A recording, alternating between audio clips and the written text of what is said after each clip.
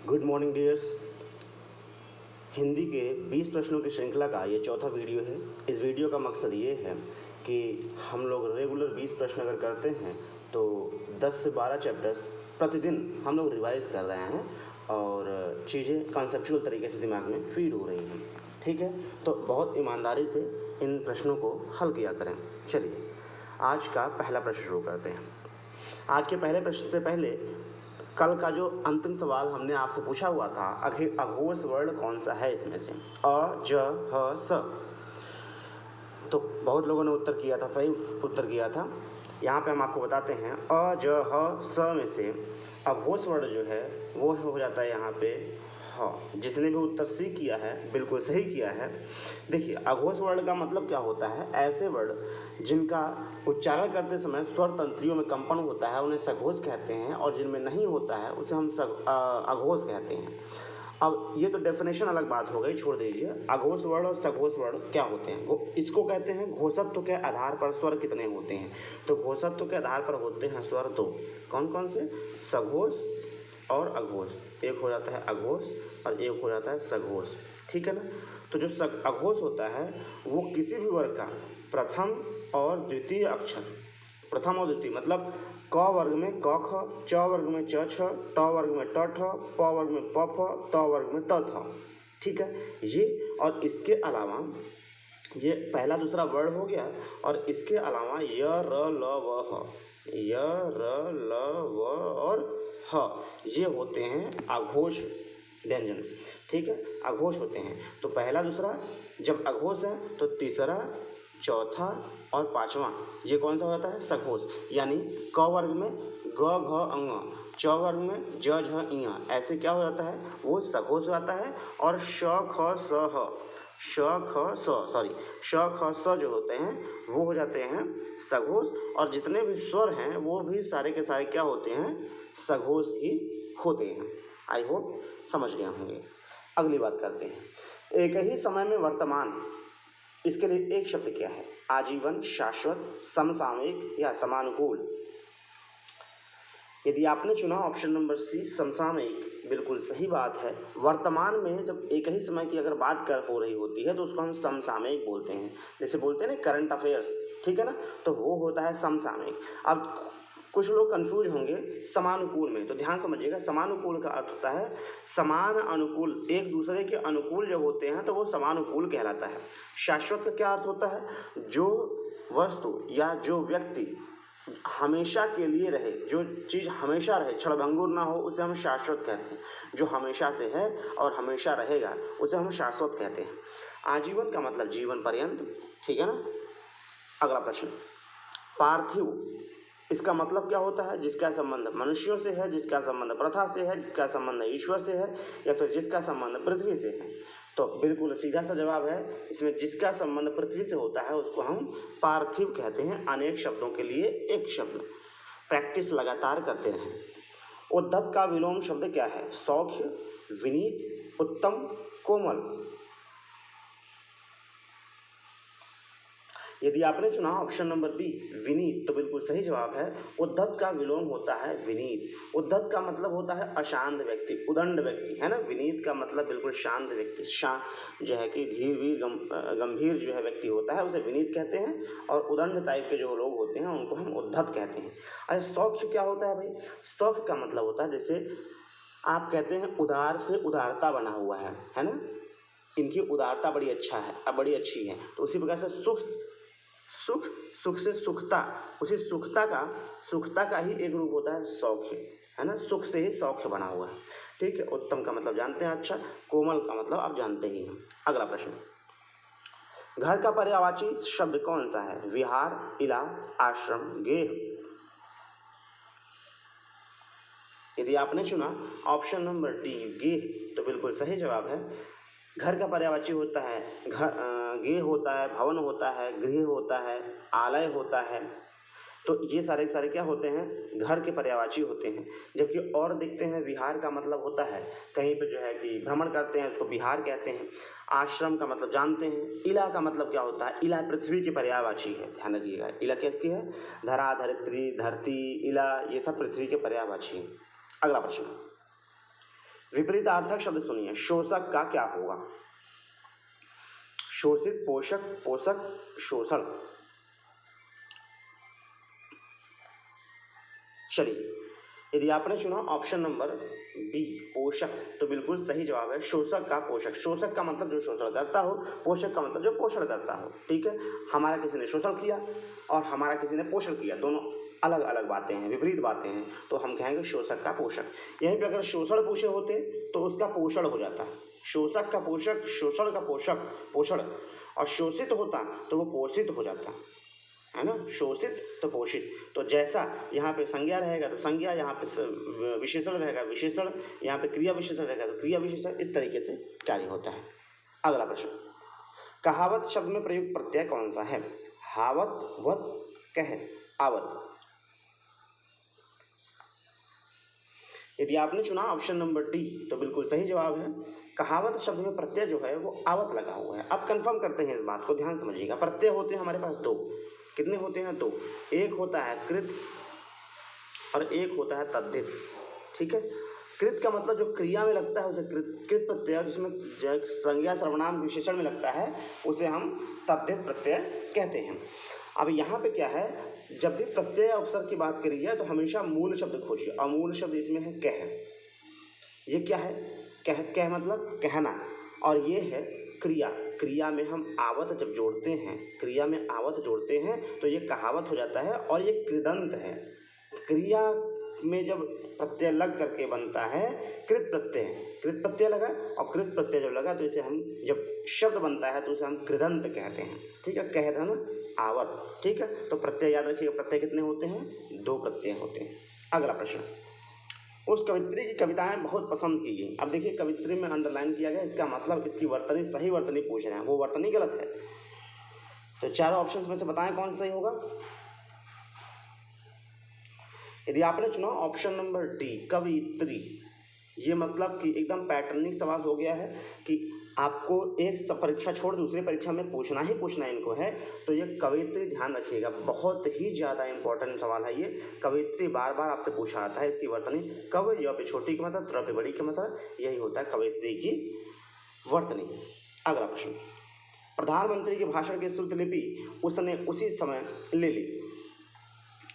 अब इसमें श्रुतलिपि जो है गलत लिखा हुआ है, सही कौन सा है ऑप्शंस में से? यदि आपने चुना ऑप्शन नंबर बी तो बिल्कुल सही जवाब चुना, श्रुतलिपि। श्रुत और इसका लिपि, इसमें क्या गड़बड़ी किया? तो पे ई का मात्रा लगा दी, जबकि यहाँ पे तो का ई का मात्रा नहीं होना चाहिए। ठीक है ना, तो श्रुतलिपि ऐसे, श्रुतलिपि मतलब सुन के लिखी जाने वाली लिपि जो है वो श्रुतलिपि होती है। अच्छा, जब लिपि की बात हो गई है तो जल्दी बताइए कि हमारी हिंदी किस लिपि में लिखी जाती है? तो आप कहेंगे देवनागरी लिपि में लिखी जाती है, और उसी देवनागरी लिपि में मराठी भी लिखी जाती है, उसी देवनागरी में नेपाली भी लिखी जाती है, उसी देवनागरी में गुजराती भी लिखी जाती है। इस बात का ध्यान रखेंगे।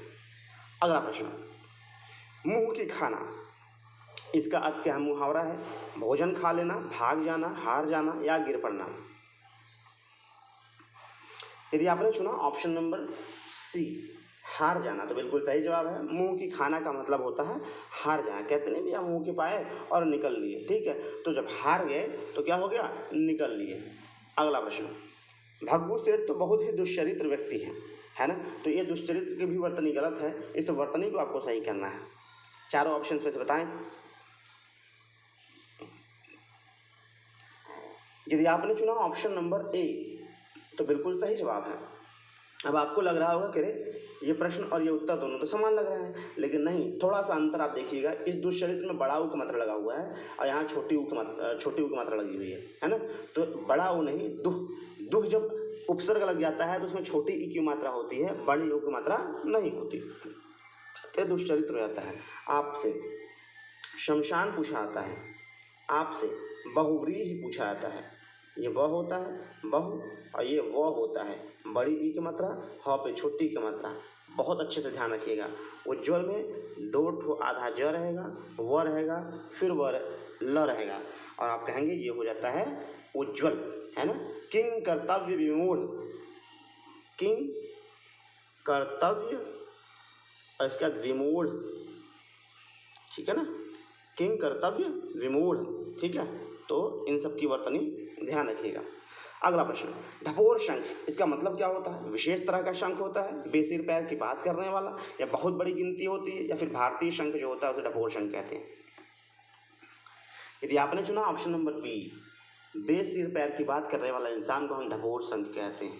ठीक, किस शब्द में आई प्रत्यय नहीं है? आई प्रत्यय, अब मैंने आपको बताया है कि जब प्रत्यय या उपसर्ग जब पूछा जाए आपसे, तुरंत आप मूल शब्द में चाहिए, इसमें मूल शब्द क्या है, ठीक है ना। अगर अगर कह रहे हैं आई प्रत्यय किसमें नहीं है, ठीक है, तो मूल शब्द में प्रत्यय लगा होगा, और कोई ऐसा होगा इसमें मूल शब्द नहीं होगा, इसमें प्रत्यय नहीं लगा होगा। देखिए, जैसे यहाँ है पिटाई, तो पिटाई में मूल शब्द है पिट, अब पिट में आई लगा हुआ है, इसका मतलब इसमें प्रत्यय लगा हुआ है, ठीक है ना। चढ़, चढ़ धन आई, तो आपने कहा चढ़ से चढ़ना बनता है, इसमें भी मूल शब्द है और आई प्रत्यय लगा हुआ है। धुलाई, धुल, और इसमें भी आई प्रत्यय लगा हुआ है। इसमें चट, ठीक है, चट कोई शब्द नहीं होता है, और आपने कहा कि चटाई एक अपने आप में शब्द है, चटाई अपने आप में शब्द है, तो इसमें मूल शब्द ही चटाई है, और इसमें कोई भी प्रत्यय नहीं लगा हुआ है, तो ऑप्शन नंबर डी सही हो जाएगा। सबऑर्डिनेट के लिए सही हिंदी पारिभाषिक शब्द क्या है? सहायक, उत्तराधिकारी, अधीनस्थ, पालनकर्ता। यदि आपने चुना ऑप्शन नंबर सी तो बिल्कुल सही जवाब है, अधीनस्थ। सबऑर्डिनेट का मतलब अधीनस्थ होता है। अरे भाई, अपना यूपी SSS जो है उसका भी तो फुल फॉर्म यही होता है, Uttar Pradesh state subordinate selection commission, है ना। तो सभी अधीनस्थ सेवा चयन आयोग, तो ये सबऑर्डिनेट का मतलब होता है अधीनस्थ। सबऑर्डिनेट का मतलब जब जैसे अब जिला न्यायालय हैं तो वो माननीय उच्च न्यायालय के अधीनस्थ होते हैं, सबऑर्डिनेट होते हैं। जिला न्यायालय के हाई कोर्ट के अधीनस्थ जो है आपके सिविल कोर्ट होते हैं, तो इसको हम कहते हैं ये अधीनस्थ है, यानी सबऑर्डिनेट है, ठीक है। जो SP होते हैं वो SSP के सबऑर्डिनेट होते हैं, जो DSP होते हैं वो SP के सबऑर्डिनेट होते हैं, ठीक है। तो सबऑर्डिनेट का हिंदी होती है अधीनस्थ। अब सहायक को क्या कहते हैं? तो इनको कहते हैं असिस्टेंट, ठीक है। उत्तराधिकारी सक्सेसर बोलते हैं, SUCCESSOR, सक्सेसर बोलते हैं उत्तराधिकारी को। और पालनकर्ता का मतलब गार्जियन होता है, ठीक है ना, गार्जियन का मतलब पालनकर्ता होता है। अगला प्रश्न, जानने की इच्छा रखने वाला, इसके लिए एक शब्द कौन सा है? ज्ञानप्रिय, ज्ञानी, ज्ञान इच्छुक, या जिज्ञासु। तो बहुत बार आप लोगों ने किया हुआ है, जानने की इच्छा रखने वाला जिज्ञासु, युद्ध करने की इच्छा रखने वाला युयुत्सु, है ना। भूख की इच्छा रखने वाला बुभुक्षु, मोक्ष की इच्छा रखने वाला मुमुक्षु, सही है ना। तो ये सब प्रश्न ये इससे रिलेटेड ये सारे जो है कि याद रखिएगा। युद्ध की इच्छा रखने वाला युयुत्सु, मोक्ष की इच्छा रखने वाला मुमुक्षु, भूख की इच्छा रखने वाला बुभुक्षु, ठीक है। और यहीं पे कहेगा युद्ध की इच्छा रखना तो कहेंगे युयुत्सा, और इच्छा रखने वाला तो युयुत्सु, मोक्ष की इच्छा रखना मुमुक्षा, और मोक्ष की इच्छा रखने वाला मुमुक्षु। अगला प्रश्न, निम्न में से उपसर्ग रहित शब्द चुनिए।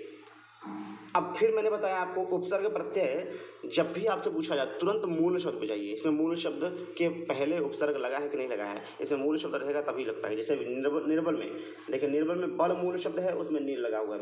नम्रता में नम्र मूल शब्द है, इसमें बी उपसर्ग लगा हुआ है, ता प्रत्यय लगा हुआ है, ठीक है ना। तो उपसर्ग तो है, हमको रहित खोजना है। सुदर्शन में दर्शन मूल शब्द है, उसमें सु उपसर्ग लगा हुआ है। और कुलीन में लीन शब्द नहीं होता है। अब यहाँ पे कु जो है कि लीन शब्द होता नहीं है, तो ये कुलीन ही अपने आप में मूल शब्द है, ठीक है। तो कहेंगे इसमें उपसर्ग नहीं है, ठीक है। तो यही हमारा आंसर सही हो जाएगा। अब आपके कन्फ्यूजन की बात करते हैं। आप कहेंगे सर लीन भी तो शब्द है, कहते हैं कि भाई किसी काम में हम लीन हो गए, ठीक है ना। तो ये लीन भी तो शब्द है। मेरी बात बहुत ध्यान समझिएगा, जब भी उपसर्ग प्रत्यय जब लगता है तो उस शब्द से ही संबंधित कोई शब्द, चाहे विपरीत हो जाए, चाहे अगल बगल हो जाए, वो चीज़ें हो जाती हैं ना। देखिएगा, जैसे दर्शन है तो दर्शन का ही हम सुदर्शन, अच्छा दर्शन कह दें या कुदर्शन कर दें। विनम्रता, नम्रता में ही वी लगा दिया तो उसका और जो है कि प्रिविलेज बढ़ गया। निर्बल, बल में ही नी लगा दिया तो उसका विलोम हो गया, ठीक है ना। लेकिन लीन जो शब्द है उसमें कू जब हम लगाते हैं, ठीक है, तो देखिए ना, लीन का मतलब बहुत अलग और कू का मतलब एकदम अलग होता है। कुलीन का मतलब पूरा क्या, कुलीन का मतलब होता है जो अच्छे कुल में जन्म लिया हो, जो बड़े कुल में जन्म लिया हो, उसे कुलीन कहते हैं। और लीन का मतलब किसी में लीन हो जाना, ठीक है ना। तो इसलिए यहाँ पे उपसर्ग नहीं, ये कुलीन अपने आप में मूल शब्द पूरा होता है। इसलिए ऑप्शन नंबर क्या हो जाएगा, ए सही हो जाएगा। अगला प्रश्न कह रहे हैं 4 शब्द दिए गए हैं, इसमें से कौन सा शब्दकोश जो है शब्दकोश में सबसे अंत में आता है। देखिए अब ये शब्दकोश का मामला आपके सामने आ गया और शब्दकोश को आपको पूर्णतः एक बार ढंग से समझाना बहुत जरूरी है, ठीक है ना। तो चलिए पहले शब्दकोश को हम समझ लेते हैं। शब्दकोश का मतलब क्या होता है कि कौन शब्द पहले आएगा और कौन शब्द बाद में आएगा, ठीक है ना। तो उसके लिए जब से वर्ड की जानकारी हमको अच्छे से नहीं होगी तब तक हम शब्दकोश नहीं समझ पाएंगे। आइए थोड़ा सा शब्दकोश हम लोग समझ लेते हैं। देखिए यहाँ पे हमने आपको दे रखा है पूरा अ से लेके अह तक और इसके बाद क से लेके ग तक, ठीक है ना। पूरा दे रखा है कि कौन पहले आएगा कौन बाद में आएगा। ध्यान समझिएगा, यदि कोई भी शब्द आपके सामने आता है तो सबसे पहले स्वर आएगा, इसके बाद व्यंजन आएगा। पहली कहानी क्या आएगा, पहले स्वर आएगा फिर व्यंजन आएगा। चलिए उसके बाद हम लोगों ने कहा स्वर में पहले कौन आएगा भैया, तो आपने कहा स्वर में पहले अंग अह आ जाएगा। इसको स्क्रीनशॉट लेके रख लीजिए, इसका स्क्रीनशॉट जरूर ले लीजिए, ठीक है। तो आपने कहा स्वर में सबसे पहले कौन सा आएगा, तो आपने कहा अंग अह और इसके बाद अ आ इ ई उ ऋषि ए ऐ ओ औ, सही है। इतनी चीजें आ जाएंगी। इसके बाद हमारे जो है कि हमारे आते हैं व्यंजन। व्यंजन में क के बाद क्या आएगा, छ छत्री। क्यों छ छत्री आ जाएगा, क्योंकि आप जानते हैं छ छत्री का मतलब आधा क और इसके बाद खटकोड़ श आ जाता है, ठीक है ना। तो इसका मतलब क के बाद इसे क वाला ही तो व्यंजन आएगा यहाँ पे। तो छ छत्री चूंकि संयुक्त व्यंजन होता है इसलिए क के बाद छ छत्री आ जाएगा, ठीक है। फिर ख ग घ अंग च छ ज इय, ठीक है, च छ ज इय। लेकिन ज के बाद ग्यों आ गया, क्यों, क्योंकि ज और इयो मिला करके ग्यो बनता है। तो ज के बाद ही तो ज वाला मतलब ग्यो वाला आएगा, क्योंकि ज इयो होता है, ठीक है। वैसे ही ड के बाद अड़ आएगा, ढ के बाद ढ आएगा, त के बाद त्र आएगा, क्योंकि आधा त के बाद आधा त र आता है त्र, तो इसलिए त्र फिर बाद में आ गया। उसी प्रकार श के बाद श्र आएगा, ठीक है। इतनी बात आप समझ सकते हैं मेरे हिसाब से। छत्र ज्ञ स्र ये सारे संयुक्त व्यंजन होते हैं और संयुक्त व्यंजन जो होते हैं जिससे मिलकर बने होते हैं उसी के जस्ट बाद आते हैं, सही है ना। अच्छा, इसके बाद आप समझ गए होंगे पूरी कहानी क से लेकर म तक। य र ल व ह श क स ह। आप कहेंगे छत्रज्ञ कहाँ गया, तो छत्रज्ञ देखिए यहाँ पे आ गया है, ठीक है ना। तो इसलिए इसको एकदम स्क्रीनशॉट ले लीजिए, बहुत अच्छे से समझना जरूरी है कि पहले अंग अह, इसके बाद सारे स्वर और फिर जब व्यंजन शुरू करेंगे तो व्यंजन में भी क के बाद छ छत्री, ज के बाद घ, ड के बाद अड़ और ढ के बाद ढ़, त के बाद त्र और श के बाद श्र आता है। और बाकी आप जानते हैं कौन पहले आएगा। जैसे कबूतर लिखा तो पहले आएगा, खरगोश बाद में आएगा, फिर इसके बाद जहाज लिखा तो जहाज उसके बाद आएगा, डमरू उसके बाद आएगा, सही है। तो ये तो आप समझते हैं, ठीक है। चलिए इससे संबंध में इसके संबंध में हम लोग कुछ जो है कि अब जैसे एक चीज़ और, जैसे अंग आ गया तो क वाला वर्ण जैसे आता है, क वाला वर्ण आए और या फिर कंग आए मतलब अंक मात्रा, तो आपको पहले अंग वाला लिखना है फिर क लिखना है। क्यों, क्योंकि अंग जो है स्वर है और स्वर वाला पहले आएगा। जैसे अब यही अंग वाला का के बाद अंग आए तो पहले का वाला बाद में आएगा, कांग अंग वाला पहले आएगा, है ना। और जैसे कु में आए, समझ रहे कि नहीं समझ रहे, मतलब किसी भी स्वर के साथ में अगर अंग की मात्रा आती है तो अंग की मात्रा सबसे पहले आएगा और लंगड़ा सबसे बाद में आ जाएगा, सबसे बाद में जाएगा। लंगड़ा का मतलब क्या, आधा, सही है ना। लंगड़ा कहाँ जाएगा, सबसे बाद में जाएगा, ठीक है। जैसे हमने कहा कोमल जो है टक्कर लिख दिया और इसके बाद टकला लिख दिया, टकोला लिख दिया, टकीरा लिख दिया, तो हमने कहा ये जो टक्कर है वो सबसे बाद में जाएगा क्योंकि आधा है वो और आधा सबसे बाद में जाएगा। इसका भी स्क्रीनशॉट ले लीजिएगा, बहुत हेल्पफुल रहेगा। अब हम प्रश्न पे आते हैं। निम्न शब्दों में से किस शब्द में र वर्ण नहीं है, बताइए। प्रकाश, वर्षा, पृथ्वी, दृश्य। प्रकाश में क्या है, आधा प और पूरा र, आधा प पूरा र, ठीक है ना। आधा प, ये आधा प और फिर पूरा र होता है। वर्षा में भी भाई आधा र और पूरा श और फिर आ का मात्रा। पृथ्वी में और ड्रेस में भी देखिए आधा ड और फिर पूरा र, ठीक है ना, फिर ए फिर स, ठीक है। लेकिन पृथ्वी में प, आधा प और फिर री ऋषि लगा हुआ है इसमें, ध्यान रखिएगा, कंफ्यूज मत होइएगा। भले रॉ का साउंड आ रहा है लेकिन रॉ ये रॉ वाला नहीं है, ये री ऋषि वाला है। तो इसलिए पृथ्वी में रॉ वर्ड नहीं है, इसमें री ऋषि वाला वर्ड है। ठीक है, अब अगला प्रश्न हम बात करते हैं भाई शब्दकोश में वर्णक्रम का। देखिए अब यहाँ क्षुब्ध लिखा हुआ है, या कंकाल, चंचल, ढोलक, डमरू। तो हम कहेंगे ऐसा बताओ, एक बार बताओ, ये छ छतरी पहले आएगा कि क कबूतर आएगा? तो आपने कहा भाई क के बाद ही छ छतरी हम लोगों ने पढ़ा ना। अभी देखिए इसमें क्या पढ़ा हम लोगों ने पढ़ा क के बाद छ छतरी है, ठीक है ना। तो हमने कहा क के बाद छ छतरी है तो पहले कंकाल आ जाएगा। अब देखिए क और इसके बाद फिर च ढ ड, तो हमने कहा पहले क वाला आएगा यानी बी, ठीक है, बी वाला हो गया। अच्छा इसके बाद फिर क के बाद च, हाँ च आ जाएगा, तो हमने कहा सी आ जाएगा, ठीक है। इसके बाद क्या आएगा ढ कि ड, तो आपने कहा पहले ड आ जाएगा, ठीक है, तो हमने कहा पहले ड आ जाएगा, इसका मतलब ई हो गया, ठीक है। और इसके बाद बताइए, सॉरी गलत हो गया, गलत हो गया। गलत क्यों हो गया भाई? गलत इसलिए होगा क्योंकि क के बाद च नहीं आएगा, क के बाद छ छतरी आ जाएगा ना। तो हमने कहा बी और इसके बाद फिर ए आ जाएगा, बी आएगा फिर ए आएगा और फिर आएगा च यानी सी, फिर आएगा ड यानी ई और इसके बाद फिर आएगा डी यानी ढोलक। सही है कि नहीं सही है? समझ में आ रही होगी बात। एक प्रश्न और लेते हैं, देखते हैं। कह रहे हैं आम, क्षत्रिय, ज्ञानी, गमला, शिमला। तो आपने कहा बताइए पहला कौन सा आएगा? तो हमने कहा भैया कि पहले स्वर आएगा यानी पहला वाला पहले आ जाएगा, ठीक है। ये खत्म कहानी इनका। छ छतरी, ज्ञानी, गमला, शिमला। अब बताइए छ छतरी पहले आएगा कि ग गमला आएगा? तो आपने कहा क के तुरंत बाद छ छतरी आता है, तो आपने कहा दूसरा नंबर आ जाएगा। 1 2 हो गया। फिर ज्ञानी, ज्ञानी वो ज धन इया है, ज के बाद आता है। और ये देखिए ग पहले, ये ग आ गया, तो पहले ग आएगा कि पहले ज आएगा? तो आपने कहा पहले ग आएगा, 4 आएगा, है ना। और इसके बाद फिर जाएगा 3 और लास्ट में शर्जम आ गया, तो हमने कहा 5। 1 2 4 3 5।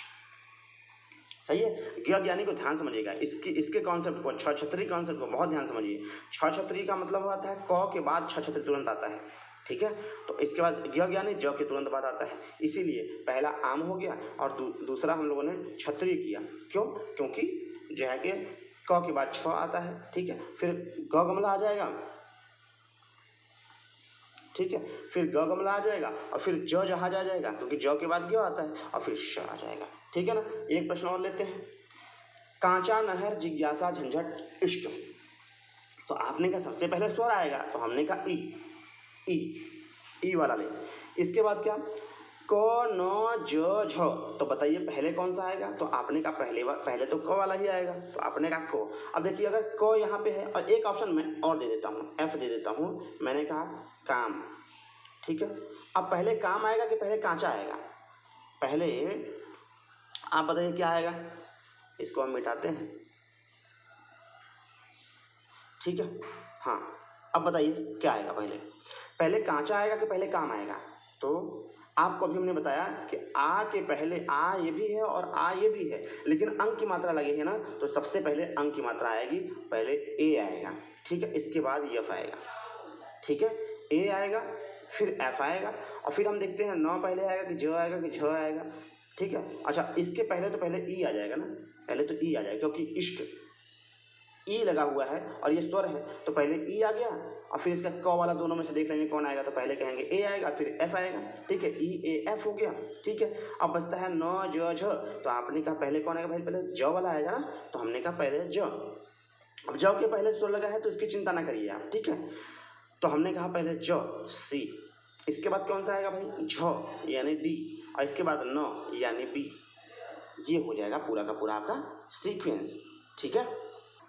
अच्छा एक जगह यहाँ कंफ्यूज हो सकते हैं आपके, जैसे जॉ में ई का मात्रा लगा हुआ है। देखिए एक प्रश्न और हम यहीं बनाते हैं। मैंने कहा जिज्ञासा, ठीक है, जिज्ञासा दिया हुआ है। इसके बाद फिर मैंने कहा जुलाई दिया है, ठीक है। इसके बाद मैंने कहा जाम दिया है, ठीक है ना। तो पहले कौन सा होगा? अब देखिए ये भी ज, ये भी ज, ये भी ज। तो पहले हम देखेंगे कि भाई इसमें, अब पहले तो व्यंजन देखेंगे, व्यंजन के बाद हम तुरंत स्वर देखेंगे। स्वर किसमें पहले वाला लगा हुआ है? तो हमने कहा ई का मात्रा पहले आता है, पहले ऊ का आता है, पहले आ का आता है। तो हमने कहा पहले आ का आता है यानी तीसरा नंबर पहले हो जाएगा आ। इस आ ई, तो ई पहले आ जाएगा, फिर 1 ऊ तो बाद में आएगा ये 2 3 1 2। सही है ना। तो हम पहले देखेंगे भाई इसमें तो जौ में कोई लड़ाई थी ही नहीं ना, तो इसलिए जौ को हम खुले तौर पर लिख लिए हमने। लेकिन देखिए यहाँ पे जौ में लड़ाई है, जौ में ई का मात्रा, जौ में ऊ का मात्रा, जौ में आ का मात्रा, तो फिर हम सोचेंगे उसमें, फिर स्वर के बारे में सोचेंगे कि कौन सा स्वर पहले आएगा। ठीक है, यहाँ पे जौ में कोई लड़ाई नहीं, जौ अकेले था तो कोई लड़ाई ही नहीं थी। ठीक है ना, इतनी बात मुझे लगता है कि आपको ये बात पूर्णतः समझ में आ चुकी होगी। नहीं समझ में आई होगी तो एक बार रिपीट करके फिर ये कॉन्सेप्ट समझ लीजिए, बहुत ज़रूरी है। एक प्रश्न आपका उड़ा के लेके जाएगा, ठीक है, अगर आप नहीं समझे तो, ठीक है, और नहीं तो 2 नंबर आपको दे के जाएगा। ठीक है, I hope each and everything you must be understanding very well. चलिए, यह है अंतिम प्रश्न। इस अंतिम प्रश्न का उत्तर आप कमेंट बॉक्स में विस्तृत रूप से लिखेंगे, यह मुझे पूरा उम्मीद है। और आज का वीडियो यहीं पे समाप्त करते हैं, और प्रैक्टिस बहुत अच्छे से करिए। कल मैंने आपको जो है कि ग्रुप में भेजा हुआ है स्टडी जो है कि लिस्ट भेजी हुई है, ताकि उससे आप ये समझ सकें कि आखिर हमको करना क्या है और क्या क्या हमने कंप्लीट कर चुके हैं, क्या क्या बाकी हुआ है। कम से कम ये हमको पता चले कि आखिर दिन भर में हमको करना क्या है। कभी कभी हमको लगता है कि अरे पढ़ें क्या, हमारे पास पढ़ने के लिए कुछ है ही नहीं, तो वो लिस्ट आपकी मदद करेगी कि भाई कि पढ़ना आपके पास ये चीज़ें पढ़ने के लिए हैं। और इतनी चीज़ें अगर आपने पढ़ ली, मेरा विश्वास कीजिएगा, अगर जितनी मैंने चीज़ें दी हुई हैं उतनी चीज़ें अगर आपने पढ़ ली, तो मैं आपको 100% दावे के साथ कह रहा हूँ कि इस बार सिलेक्शन में कोई आपको रोक नहीं पाएगा, ये मेरा दावा है। ठीक है ना, तो पूरी ईमानदारी से, लगन से, मेहनत से लग जाइए। जीवन आपका है, संघर्ष आपको करना पड़ेगा, मेहनत आपको करना पड़ेगा, और ईश्वर देंगे तो जीवन आपका बनेगा। चलिए मिलते हैं अगले वीडियो में, तब तक के लिए जय हिंद, जय भारत।